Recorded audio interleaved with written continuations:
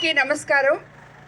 పున్నూరు గ్రామ ప్రజలు ఇంత ఘనంగా స్వాగతం పలికిన పున్నూరు గ్రామ ప్రజలకి, తెలుగుదేశం నాయకులకి, బీజేపీ కార్యకర్తలకి, బీజేపీ నాయకులకి, అదేవిధంగా జన సైనికులకి అందరికీ నా నమస్కారాలు. ఈరోజు మీ సంతోషం చూస్తుంటే నిజంగానే కిషోర్ వాళ్ళు చెప్పినట్టు జూన్ 4వ తేదీ మనము గెలిచిపోయినట్టు అనిపిస్తుంది. మీ అందరికీ ఇంత సంతోషం చూపించిన మీ అందరికీ, అభిమానం చూపించిన మీ అందరికీ నా ధన్యవాదాలు తెలుసుకుంటున్నాను. మీకు అందరికీ తెలుసు, ఉమ్మడి ఎన్డీఏ అభ్యర్థిగా కోవూరు నియోజకవర్గం నుంచి ఎమ్మెల్యేగా నేను పోటీ చేస్తున్నాను చంద్రబాబు నాయుడు గారి ఆశీస్సులతో. అదేవిధంగా ఎంపీగా వేమిరెడ్డి ప్రభాకర్ రెడ్డి గారు పోటీ చేస్తున్నారు.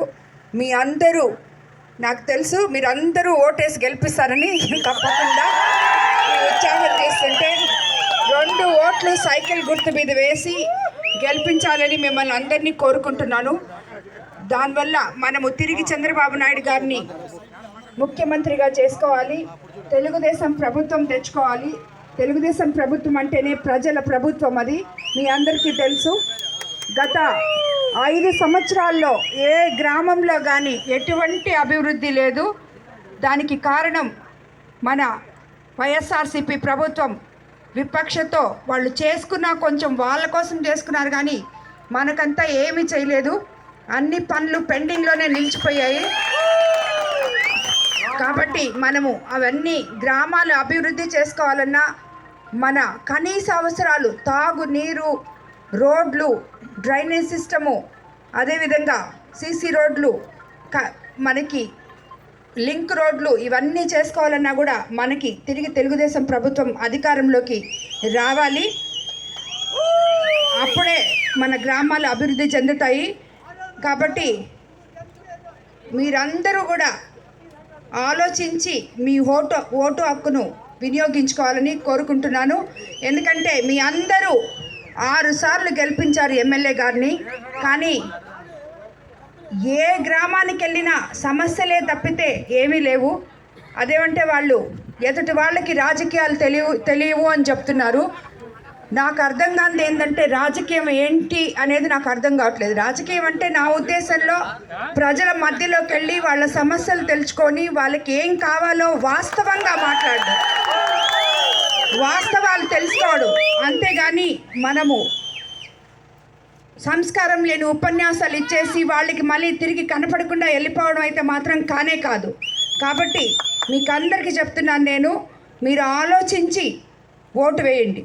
ఈసారి తప్పకుండా చంద్రబాబు నాయుడు గారి ప్రభుత్వం మనకి అధికారంలోకి రావాలి. మనం ఎన్నో ఇబ్బందుల్లో ఉన్నాం. బాబు గారు వస్తే మనకి ఒక పక్క సంక్షేమ పథకాలు, ఇంకో పక్క అభివృద్ధి 2 వస్తాయి మనకి. ఎందుకంటే మీకు అందరికీ తెలుసు, బాబు ష్యూరిటీ భవిష్యత్తు గ్యారంటీలో ఎన్నో పథకాలు ఉన్నాయి మనకి. మహిళలకి ముఖ్యంగా ఇక్కడ చాలామంది సోదరీమణులు ఉన్నారు. వాళ్ళందరికీ కూడా మీకు అందరికీ తెలిసే ఉంటుంది, అయినా చెప్తున్నాను. ప్రతి ఒక్కరికి నెలకు 1500, బస్సులో ఉచిత ప్రయాణము, అదేవిధంగా 3 సిలిండర్లు, అదేవిధంగా తల్లికి వందనం పేరుతో ప్రతి బిడ్డకి 15,000 లెక్కన ఇస్తున్నారు. కాబట్టి ఇవన్నీ కూడా మీకు సంక్షేమ పథకాలు వస్తాయి. అదేవిధంగా యువకులకి కూడా 20 లక్షల జాబ్లు, ప్రతి నెల 1500 రూపాయలు, అదేవిధంగా మెగా డిఎస్సి, ఇవన్నీ కూడా ఉన్నాయి. అవ్వాతాతలకి పెన్షన్ కూడా 3,000 నుంచి 4,000 చేస్తున్నారు. వికలాంగుల పెన్షన్ 6,000. రేపు మనకి జూన్ నెలలో 7,000 రాబోతుంది. 3,000 ప్లస్ 4,000 కలిసి 7,000 పెన్షన్ అందిపోతున్నారు. అదేవిధంగా ఇప్పుడు ఏ విధంగా అయితే మీకు ఈ వాలంటరీ సిస్టమ్ అని వాళ్ళు చెప్తున్నారు, అదే వాలంటరీ సిస్టమ్ చంద్రబాబు నాయుడు గారు కూడా కంటిన్యూ చేయబోతున్నారు. వాళ్ళకి 5,000 కాకుండా అదనంగా 10,000, ఇంకొక 5,000 కలిపి 10,000 శాలరీ చేసి వాళ్ళందరినీ కూడా మీకు ఇదే విధంగా ఇంటికి అన్నీ అందించేటట్టు చేస్తారు. తెలుగుదేశం ప్రభుత్వం అధికారంలోకి వస్తే మనకి రైతులకి 20,000 లెక్కన పెట్టుబడి కింద ఇస్తున్నారు.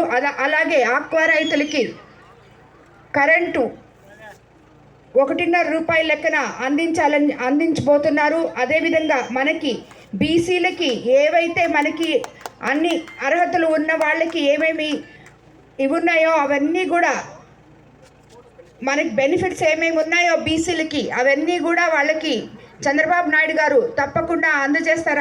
ఆయన ప్రభుత్వంలో గతంలో కూడా మనకి బీసీలకి ఆయన ఎంతో మేలు చేశారు. అదేవిధంగా ఇప్పుడు కూడా చంద్రబాబు నాయుడు గారి ప్రభుత్వం వస్తే బీసీలకి అందరికీ వాళ్ళకు ఉండే బెనిఫిట్స్ అన్నీ తప్పకుండా వస్తాయి. కాబట్టి మీరందరూ కూడా అదేవిధంగా ఒక పక్కన మనం సంక్షేమ పథకాలు చేసుకుంటూ ఇంకో పక్కన అభివృద్ధి కూడా చేసుకోవచ్చు. కాబట్టి మీ గ్రామంలో పున్నూరు గ్రామ పంచాయతీలో ఉన్న అంకమ్మ సత్రం, Mulapadu, Rana Pratap Singh colony, SC colony ప్రజలకు ఇబ్బందులు లేకుండా సీసీ రోడ్లు వేయించి డ్రైనేజీలు కట్టిస్తామని హామీ ఇస్తున్నాను. పున్నూరు మరియు ఎస్సీ కాలనీ ప్రజలకు 50,000 నీటి సామర్థ్యం గల ఓవర్ హెడ్ ట్యాంక్ నిర్మించి ప్రతి ఇంటికి కొళాయి మీకు అందిస్తామని కూడా మాట ఇస్తున్నాను. అదేవిధంగా మైపాడ్ మెయిన్ రోడ్ నుండి నిడిముసల్ రోడ్డు వరకు వయా మూలపాడు ప్రాంత ప్రజల ప్రయాణ సౌలభ్యం కొరకు R&B లింక్ రోడ్డు ఏర్పాటు చేపిస్తాము. అదేవిధంగా అంకమ్మ సత్రం, పున్నూరు శ్మశాన వాటికలకు వెళ్ళడానికి కెనాల్ పైన బ్రిడ్జిలు కట్టిస్తాము. అలాగే అక్కడ 2 గదుల నిర్మాణం కూడా ఏర్పాటు చేస్తామని మీకు మాట ఇస్తున్నాను. పున్నూరు పంచాయతీ పరిధిలో గల ఇల్లు లేని నిరుపేదలు ఎక్కడ వారు అక్కడే స్థానికంగా ఇళ్ల స్థలాలు కేటాయించి నిర్మాణాలు ఏర్పాటు చేయిస్తామని చెప్పి కూడా మీకు మాట ఇస్తున్నాను. అదేవిధంగా గ్రామ రైతులు పంట పొలాలకు వెళ్ళేలా సక్రమమైన డొంకలు ఏర్పాటు చేస్తాము. ఎస్సీ మరియు ఎస్టీ కాలనీలో ఉన్న శ్మశాన వాటికకు 2 గదుల నిర్మాణంతో పాటు నీటి సౌకర్యం కొరకు బోరు కూడా వేయిస్తాం. మన ప్రభుత్వం ఏర్పడ్డాక అందరికీ కొత్త రేషన్ కార్డులు జారీ చేసుకుంటూ అర్హులైన వారికి పెన్షన్లు కూడా జారీ చేస్తామని చెప్తున్నాము. అలాగే మూలపాడు ప్రాంతంలో నివసించే ప్రజలకు శ్మశాన వాటికి స్థలం కావాలని అడిగారు. మనం అధికారంలోకి వచ్చాక అది కూడా గవర్నమెంట్తో మాట్లాడి ఏర్పాటు చేసుకుంటాము. మైపాడ్ మెయిన్ రోడ్ నుండి రాణా ప్రతాప్ సింగ్ కాలనీ వరకు సీసీ రోడ్లు అవసరం ఉందని చెప్పారు.